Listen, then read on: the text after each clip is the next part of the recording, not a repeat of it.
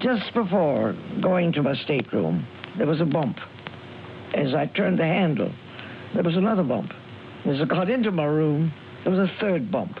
Nothing very violent. And I slipped on a coat over my white satin evening dress and went right out.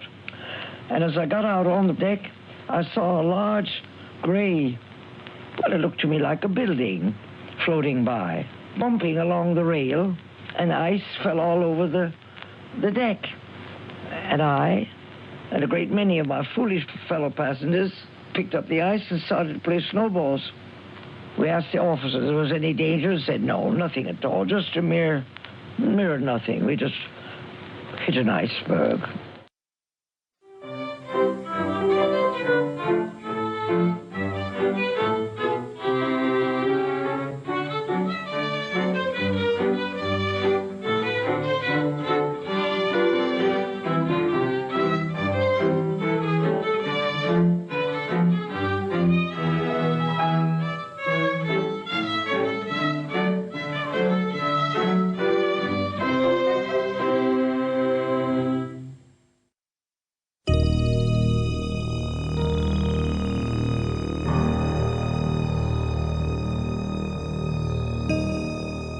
It was a time when men believed in machines. The year 1912 found the world riding the sweeping crest of a runaway industrial revolution that began with slow ripples only a few years before. Progress knew no bounds. Almost every day produced yet another extraordinary mechanical marvel.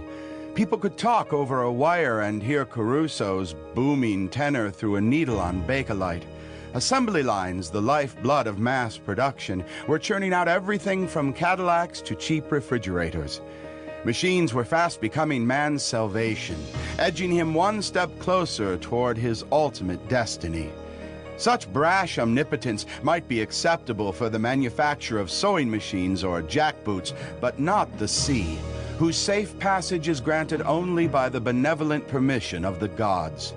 Still, the egotistical mindset of the early 20th century paid little heed. This was a bold new age when man pushed away the inevitability and unpredictability of death, consumed with the drive to prosper. This gilded, reckless age indulged men of high ambition and a thirst for domination.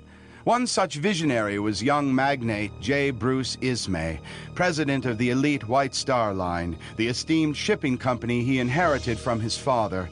Ismay's ambition produced 3 gargantuan superliners with the imposing names of Olympic, Titanic, and Britannic, floating dynamos such as the world had never known.